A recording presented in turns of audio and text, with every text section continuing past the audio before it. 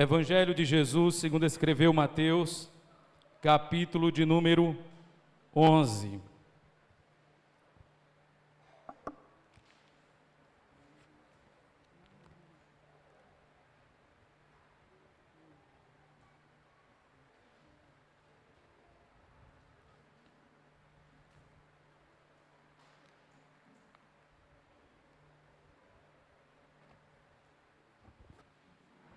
Evangelho de Mateus, capítulo de número 11, nós vamos fazer a leitura bíblica a partir do versículo de número 13.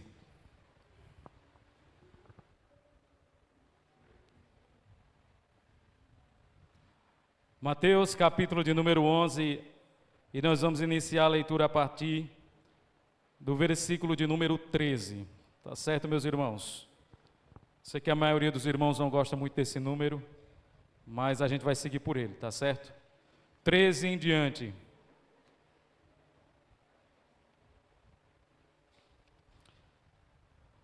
Diz assim a palavra de Deus: porque todos os profetas e a lei profetizaram até João, e se quereis reconhecer, ele mesmo é Elias, que estava para vir.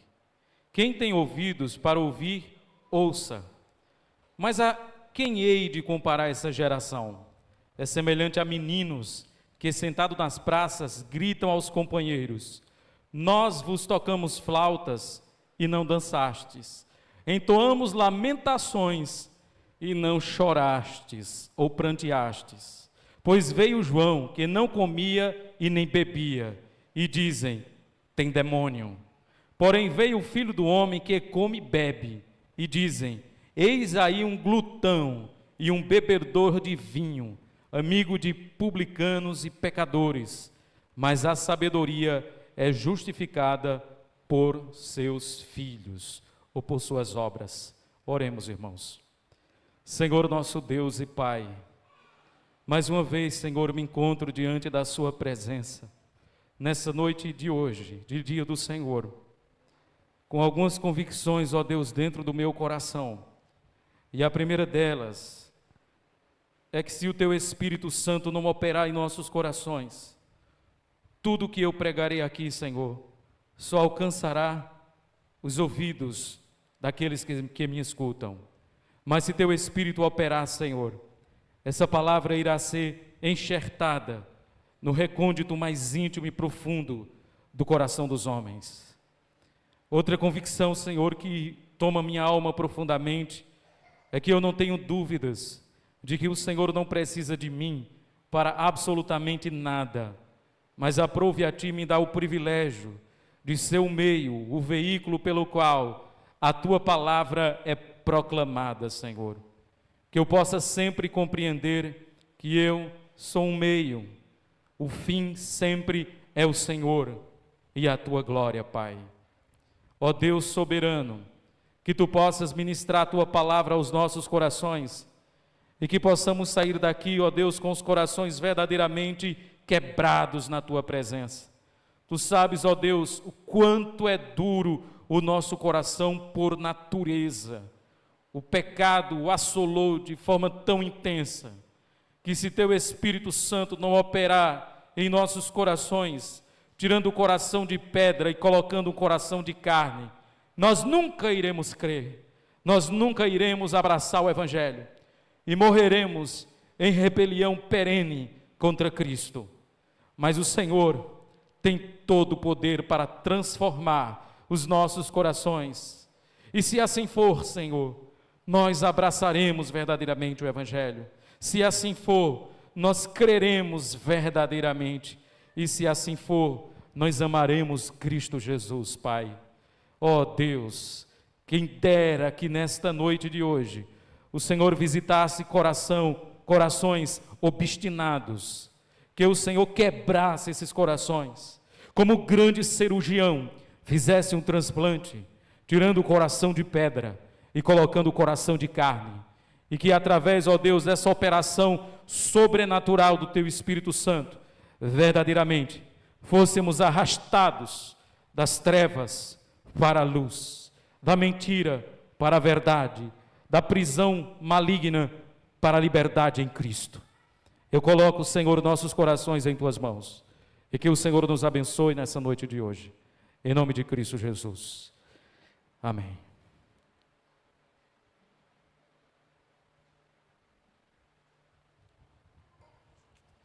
Hoje nós iremos falar, meus irmãos, sobre a obstinação dos corações do homem em rejeitar a Cristo. O verso de número 13, que foi o verso que nós iniciamos a leitura, na verdade é a sequência do que nós estávamos meditando. Jesus vai dizer que a lei e os profetas profetizaram até João. Mais uma vez destaco, reitero para os irmãos que João, ele teve uma importância fundamental na história cristã. João é aquele que é considerado uma espécie de dobradiça entre a antiga e a nova aliança, entre a antiga e a nova dispensação. João, na verdade, é uma porta que fecha um ciclo e também é uma porta que abre outro ciclo. João, ele tem uma importância fundamental por ele ser essa espécie de ponte. Quando Jesus falou que a lei e os profetas profetizaram até João, ele está falando daquela antiga dispensação, da antiga aliança. João é considerado o último profeta da antiga aliança e o primeiro profeta a anunciar diretamente a vinda do reino de Deus. Mais uma vez reitero para nós, João, ele é o último profeta do Antigo Testamento e o primeiro a anunciar diretamente a vinda do reino de Deus. Foi assim que ele fez quando estava nas margens do Rio Jordão pregando. Por isso Jesus está dizendo que João, ele põe fim a um ciclo e ele inicia um outro ciclo. Nós percebemos a importância que teve esse homem na história da redenção. Ele foi o precursor do Messias, aquele que preparou o caminho para o Senhor Jesus vir a esse mundo. E Jesus, depois de fazer um grande elogio a João, do verso 7 ao verso de número 12, ele vai dizer aqui algo importante, ele vai falar da identidade de João.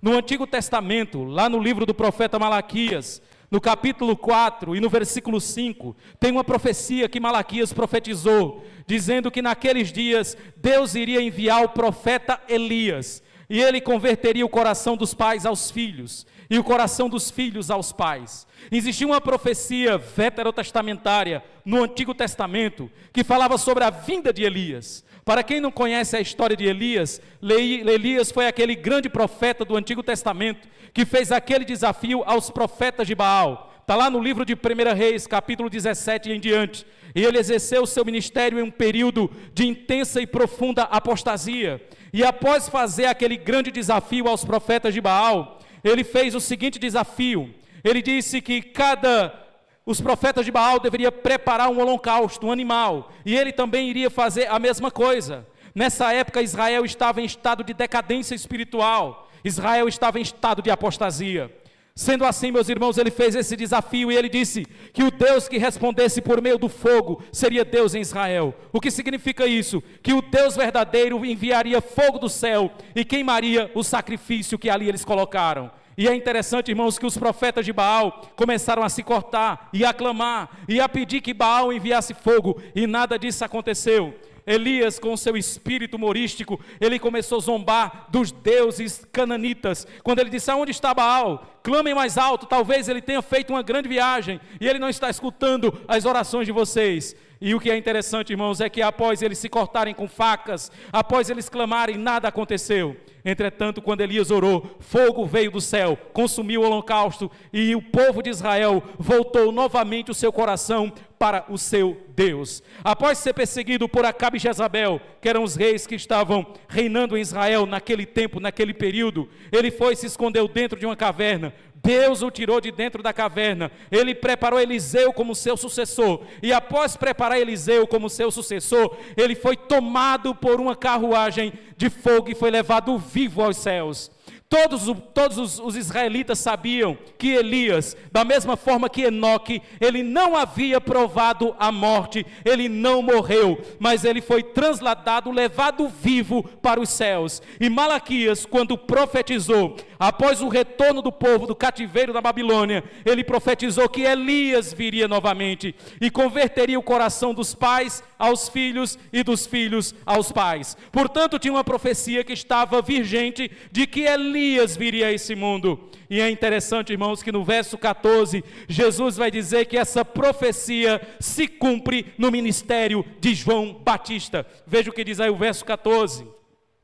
E se quereis reconhecer, ele é Elias que estava para vir. O próprio Jesus mostra onde a profecia de Malaquias 4:5 se cumpre. Ela se cumpre em João Batista. João Batista seria o Elias que havia de vir. Só que nós vamos ter um problema.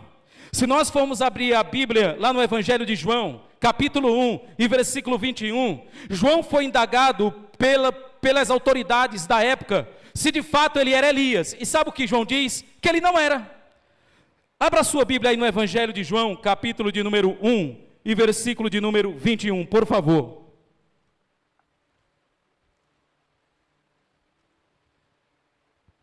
Evangelho de João, capítulo 1, verso 21, está escrito assim: então lhes perguntaram, quem és, pois? És tu Elias? Ele disse, não sou. És tu o profeta? Ele disse, também não.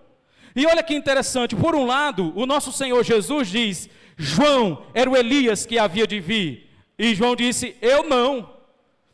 Parece que existe uma espécie de contradição nessas duas passagens bíblicas, porque por um lado, Jesus afirma a identidade de João. E ao afirmar a identidade de João, ele diz, ele é o Elias que está para vir. Quando João é indagado, tu és Elias, porque os judeus da época de Jesus sabiam que Elias viria a esse mundo. João diz, eu não sou Elias, eu também não sou um profeta, eu sou a voz que clama no deserto.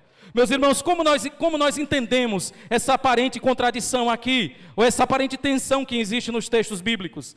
Existem alguns caminhos para nós seguirmos. O primeiro deles, meus irmãos, é que João, quando disse que não era Elias, não é que ele estava dizendo que Jesus errou quando disse que ele era Elias. É que o próprio João não sabia que ele era o Elias que havia de vir. João não tinha tomado conhecimento de que, na verdade, a profecia de Malaquias 4:5 se cumpriria nele. É tanto que Jesus afirma a identidade de João quando ele está preso. Ou seja, bem depois dele ser indagado pelos religiosos se ele era Elias ou não. Em outras palavras, João não sabia que ele era o Elias, e Jesus vem e diz, de fato ele é.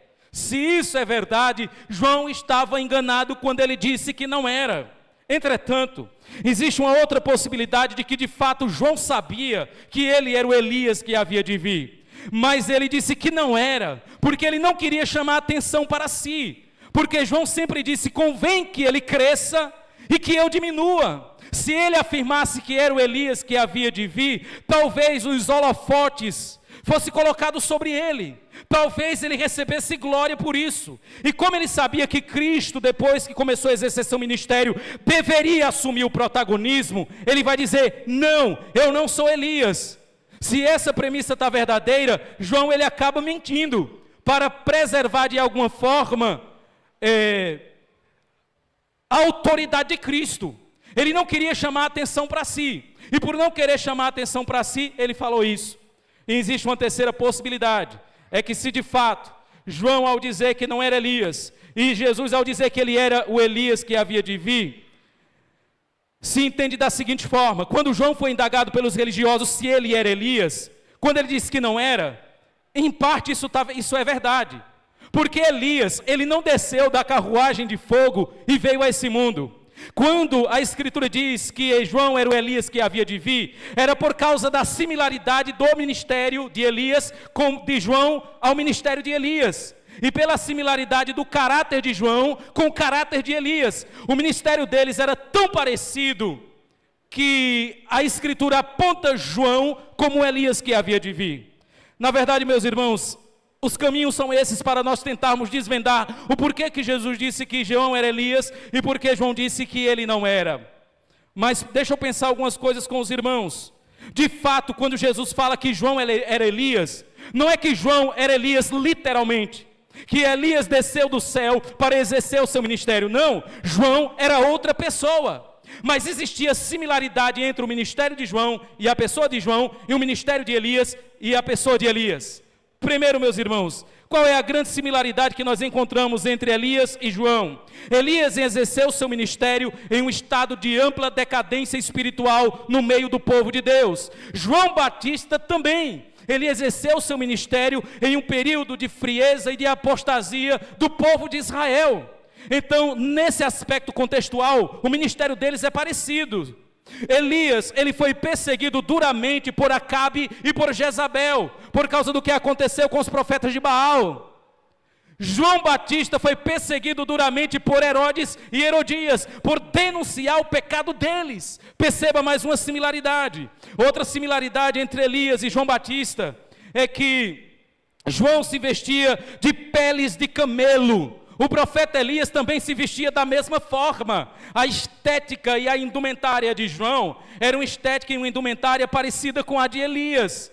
E no fim das contas, Elias, ele termina seu ministério praticamente em uma situação difícil.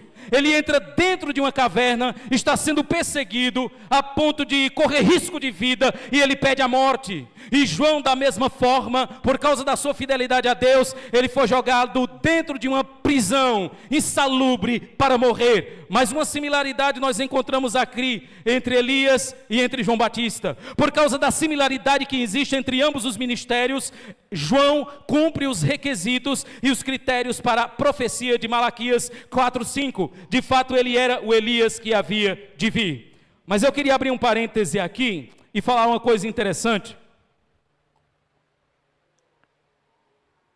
É com base nessa passagem bíblica, meus irmãos, que alguns vão dizer que a doutrina espírita da reencarnação, ela tem base bíblica. E um dos textos que eles vão pegar para defender a doutrina espírita é a passagem do verso de número 14, quando Jesus diz: e se quereis reconhecer, ele mesmo é o Elias que estava por vir. Então os espíritas vão olhar para essa passagem e vão dizer o seguinte, que João Batista não era nada mais, nada menos do que a reencarnação do profeta Elias. Então o espírito de Elias estava em João Batista. Quando João Batista foi concebido, o espírito de Elias adentrou ele. Então alguns espíritos vão olhar para essa passagem aqui e buscar base para o espiritismo. Mas sabe qual é o problema de você usar essa passagem para defender a doutrina da reencarnação? Primeiro problema é que Elias não morreu. A doutrina da reencarnação diz que você só reencarna após morrer. E Elias, ele não morreu, ele foi transladado vivo, logo não faz sentido você dizer que o espírito de Elias adentrou João Batista, uma vez que Elias não morreu, não experimentou a morte, ele foi levado vivo. Outro aspecto também importante é que a doutrina da reencarnação diz que você é hoje aquilo que você foi em vidas passadas, e a reencarnação é um processo de purificação que você passa nesse mundo. Quanto mais você sofre nessa vida, é porque você era perverso na vida passada. Então você vai sofrendo e a tendência é o sofrimento diminuir com os processos de reencarnação, até você adquirir a perfeição. E quando você adquirir a perfeição, você não reencarna mais. Você será um espírito puro e iluminado. A lei do karma, que é a lei do causa e efeito dentro do espiritismo, ela não se encaixa com a pessoa de João Batista. Sabe por quê? Porque Elias foi um grande profeta de Deus, um homem piedoso, um servo de Deus. Se de fato João Batista era a reencarnação de Elias, João Batista não deveria ter sofrido tanto quanto ele sofreu. Porque Elias nem provar a morte provou, mas João Batista perdeu a cabeça dentro de um cárcere. Se existe a lei do karma, em João Batista o karma é às avessas. Porque quanto mais piedoso eu sou, na próxima reencarnação eu sofrerei menos. E parece que isso não acontece com João Batista. Porque se de fato ele era a reencarnação de Elias, ele sofreu o pão que o diabo amassou. Então a lei do karma não funcionou com João Batista. E por fim, esse texto não pode estar apoiando a prática da reencarnação, porque a Bíblia não reconhece isso. A Bíblia é contra esse tipo de prática, esse tipo de doutrina, esse tipo de ensinamento. Nós, como igreja cristã, não acreditamos na reencarnação. A reencarnação sempre foi combatida em toda a história do cristianismo. A Bíblia fala de ressurreição, de encarnação do verbo, mas nunca em reencarnação. Espero que não tenha alguém aqui nessa noite que acredite em reencarnação. Se tivesse, converta. Verso de número 15, ele vai dizer: quem tem ouvidos para ouvir, ouça. Jesus agora vai iniciar um discurso importante aqui. Veja o que ele vai dizer no verso 16, e ele vai criticar e censurar aquela geração do seu tempo. Olha o que ele vai dizer: mas a quem hei de comparar essa geração? É semelhante a meninos que sentados nas praças gritam aos seus companheiros: nós tocamos flautas, músicas alegres e vocês não dançam. Tocamos cânticos e lamentações e vocês não choram. Jesus aqui ele usa uma comparação do contexto da sua época para trazer uma lição para aquele povo. Jesus está aqui condenando a dureza do coração daqueles homens, a obstinação do coração daquela geração do seu tempo. Porque ele vai dizer: vocês são semelhantes aos meninos que estão na praça cantando cânticos alegres e ninguém dança. Fica um olhando para a cara do outro. De repente coloca cânticos fúnebres e ninguém chora. Aí ele vai dizer o porquê ele citou esse exemplo aqui no verso 18 e 19. Ele vai dizer: veio João que nem comia nem bebia. A ideia aqui não é que João nunca se alimentou, do contrário, ele já teria morrido. É que a dieta de João era uma dieta bem exótica. Ele comia gafanhoto e mel silvestre, comia grilo e comia mel. Essa era a dieta de João. Então quando diz que ele não comia e não bebia, é que ele não comia carne e não bebia vinho, que era o alimento comum daquela época. E as pessoas olhavam para João, aquele eremita do deserto, e diziam: está possuído por demônio. Ele não frequenta os banquetes, não toma vinho, vive comendo grilo no meio do deserto, só pode estar endemoniado. Aí vem Jesus, que come carne, que bebe vinho e que se socializa-se com as pessoas pecadoras. E eles olham para Jesus e dizem: glutão, bebedor de vinho. Irmão, sabe o que Jesus está dizendo aqui? Que aquela geração do seu tempo era uma geração tão dura de coração e tão obstinada, que eles se fecharam em todos os aspectos para o Evangelho. Não tinha nada que você fizesse para agradar aquela geração. João, que não comia carne e não bebia vinho, diz: tem demônio. O filho do homem que come carne e bebe vinho, diz: comilão e beberrão. Quando o homem quer se livrar de Deus, virar as costas para Deus, rejeitar o Evangelho, ele sempre vai encontrar uma desculpa para rejeitar Cristo. E é o que eles estão fazendo aqui. Eles rejeitaram o ministério de João e eles rejeitaram o ministério de Cristo. Não havia nada que fosse feito aqui para agradar essas pessoas. João Batista era praticamente um monge do deserto, alguém que tinha uma vida piedosa, ascética. Ele nunca casou, nunca contraiu matrimônio, vivia dentro dos desertos, nas cavernas, comendo gafanhoto e mel. Talvez um exemplo ali de uma vida dedicada a Deus, mas os religiosos olham para João e dizem: só pode estar possuído por demônio. Eles rejeitaram o ministério de João. Aí vem Jesus Cristo, que tem uma vida social totalmente diferente da de João. Jesus gostava de comer carne, e ele gostava de tomar vinho, e ele era amigo dos publicanos e pecadores. E quando os religiosos olham para Jesus, eles dizem: também não dá esse, é um comilão e um beberrão. Irmãos, você percebe que quando o homem está com seu coração obstinado com respeito ao Evangelho, não há nada que seja feito para poder agradá-lo. Ele é altamente crítico. E muitas vezes nós nos encontramos na pele desses homens aqui. Nada nos agrada, nada nos satisfaz. Se nós não oramos, é porque não é crente. Se oramos, é porque é religioso.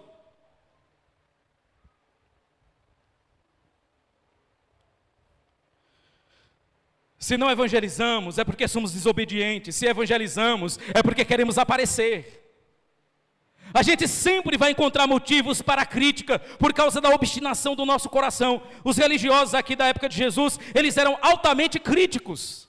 E não havia nada que Jesus fizesse para agradar esses homens. Eles sempre encontravam em Jesus motivo de crítica e de escândalo para rejeitá-lo. Eles não queriam compromisso nenhum com Cristo. Por isso encontrava todos os motivos possíveis para rejeitar Jesus. E não havia nada que Jesus fizesse para agradar esses homens. E o ser humano é difícil mesmo de agradar. Nós sabemos o quanto é difícil agradar o ser humano. Parece que ele nunca está satisfeito com nada. Ele tem uma fome insaciável. Você faz de tudo para agradar, por alguns instantes, ele até se agrada, depois começa novamente a rejeitar, porque é difícil agradar um ser humano, agradar uma pessoa. Perceba os extremos entre Jesus e João e seus ministérios, e ambos foram rejeitados. Isso prova a obstinação daqueles homens. Aí vem Jesus no final do verso 19 e diz: mas a sabedoria é justificada por suas obras. O que Jesus está dizendo aqui, meus irmãos? A sabedoria é justificada por suas obras. Ele está dizendo o seguinte, que aqueles que receberam o ministério de João, aqueles que abraçaram o Messias, esses aí foram os que tomaram o caminho da sabedoria. Entretanto, aqueles que rejeitaram a Cristo, que rejeitaram a João Batista, esses agiram como tolos, insensatos e ignorantes. Então a sabedoria é justificada por aqueles que acolheram o ministério de João, que receberam Jesus Cristo, enquanto a tolice seguiu o coração daqueles que foram obstinados e rejeitaram o ministério de João, e rejeitaram o ministério do nosso Senhor e Salvador Jesus Cristo. Não havia nada que Jesus fizesse para agradar aquele povo. Cânticos fúnebres não levavam eles a chorarem, cânticos alegres também não, eles estavam lá igual um poste. Sabe o que é isso, meus irmãos? A obstinação do coração do homem.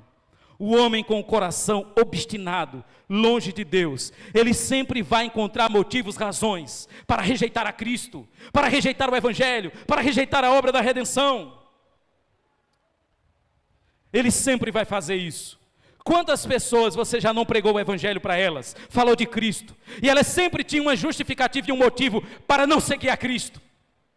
Desculpas esfarrapadas para não abraçar o Evangelho.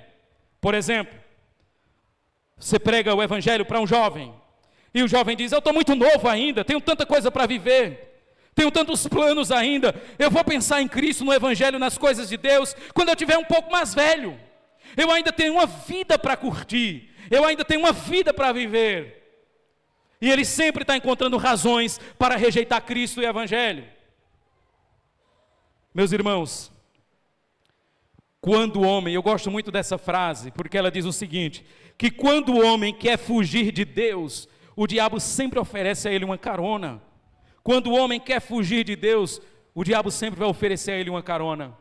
Irmãos, eu era dessa forma. Quando me convidavam para ir à igreja, quando pregaram o Evangelho para mim, eu falava: agora não dá, depois, em um outro momento. E não havia nada que os meus colegas falassem que eram da igreja sobre o Evangelho que me fizesse abraçar o Evangelho, porque o meu coração era altamente obstinado e eu sempre estava encontrando razões para rejeitar a Cristo. Algumas conclusões que eu tiraria para nós nessa noite de hoje. A primeira delas é que o homem obstinado em sua incredulidade sempre vai encontrar motivos para rejeitar a Cristo e sua obra. Meus irmãos, é importante lembrar para nós que o coração do homem sem Cristo é um coração obstinado. O que significa isso? É um coração de pedra. Ele está morto, mas não só morto, ele está escravo, mas não só escravo. O coração dele é um coração petrificado. O que significa isso?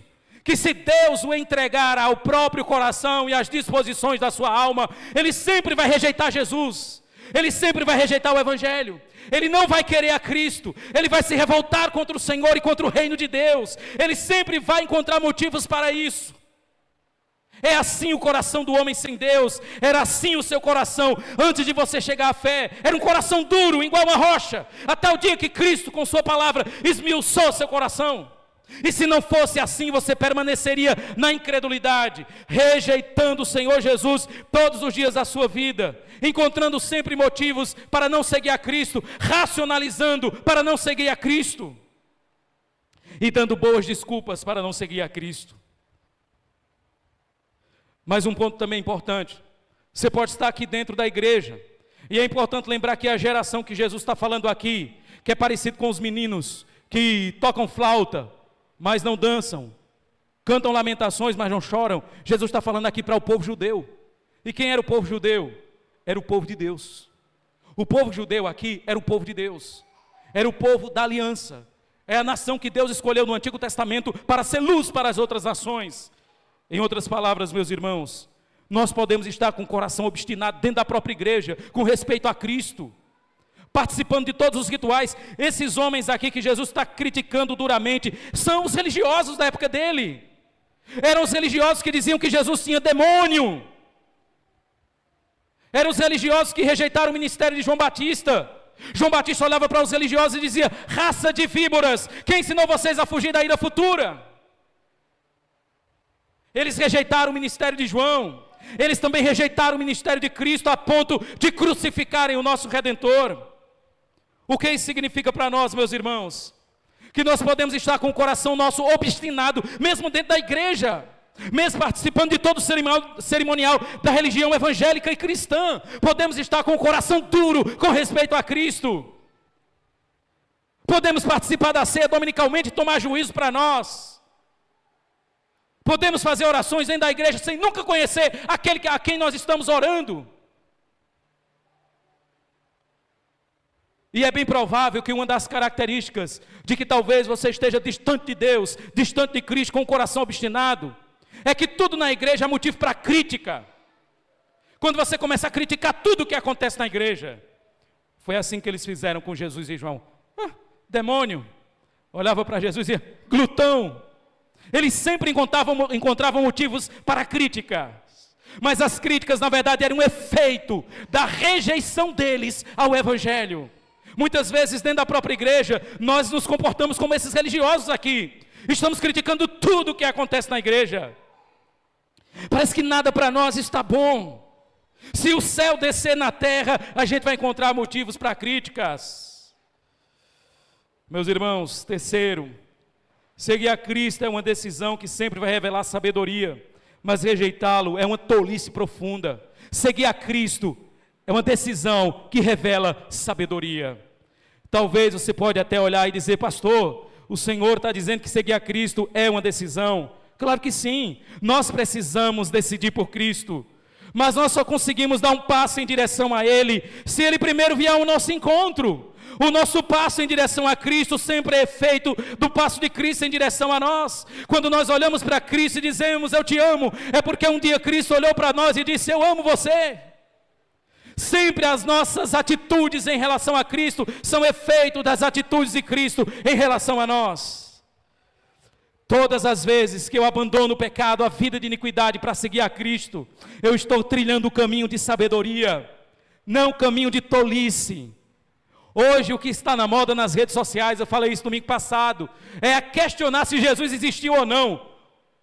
Um monte de ateu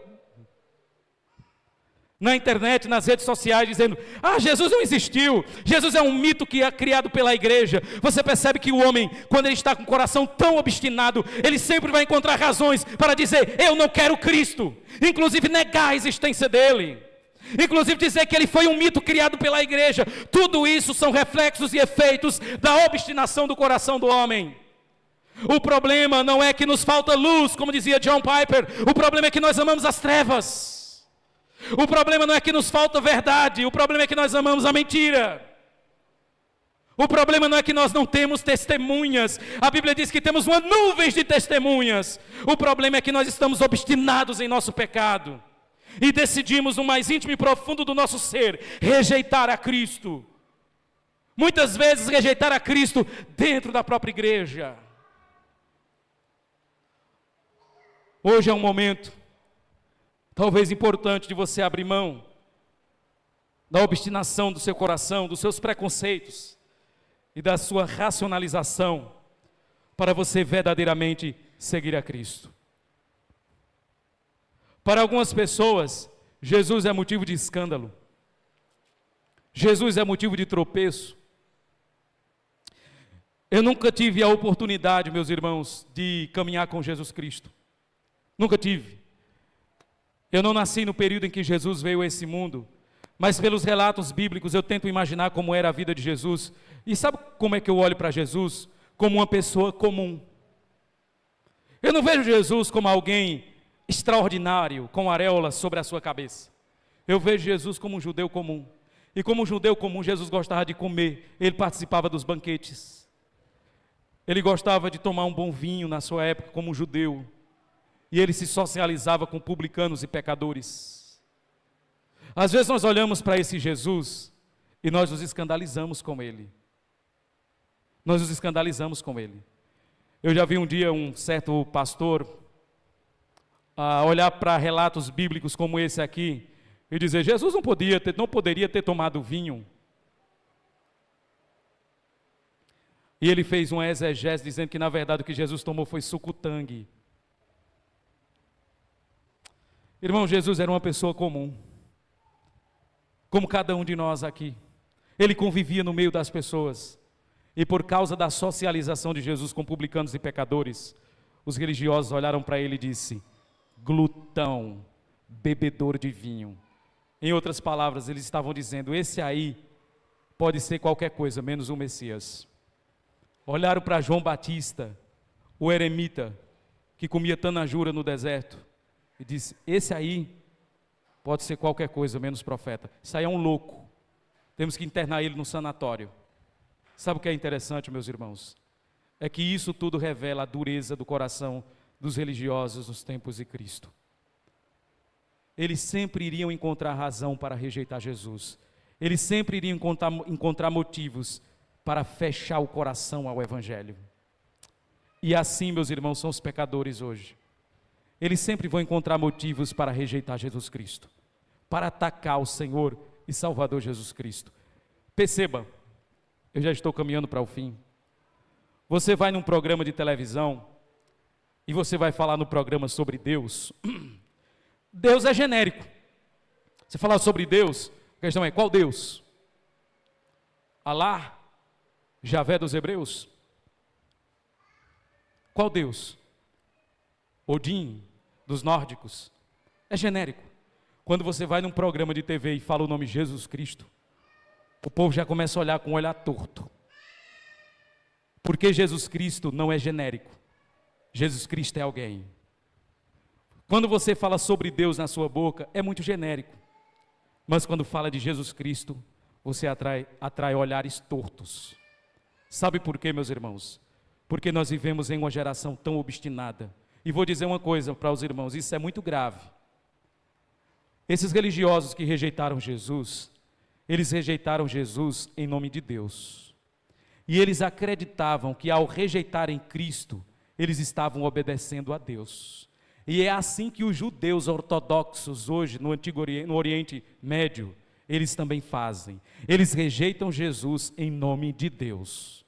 Porque eles dizem que Deus não quer que você adore um homem. Deus não quer que você olhe para uma pessoa e diga que ela é Deus. Então, por causa disso, eles rejeitam Jesus. Irmãos, o que eles fazem é algo altamente grave, muito grave. Sabe por quê? Porque você cometer um pecado por você mesmo é uma coisa, mas você cometer um pecado em nome de Deus é mais grave ainda. Por exemplo, se eu tirar a vida de alguém, isso é grave, altamente grave. Mas se eu matar alguém em nome de Deus, isso é grave, mais grave ainda. Se eu cometer um adultério, isso é grave? Sim. Mas se eu cometer um adultério em nome de Deus, como fez certa feita um pastor aí na internet, isso é mais grave? Mais grave ainda. Eles estavam rejeitando Jesus e estavam rejeitando em nome de Deus. Eles acreditavam que estava agradando a Deus ao rejeitarem Jesus. Jesus se apresentou como o Messias, como Filho de Deus, como o Verbo divino. E mesmo assim eles rejeitaram a Cristo. Da mesma forma, os muçulmanos também fazem a mesma coisa. Eles rejeitam Jesus em nome de Deus.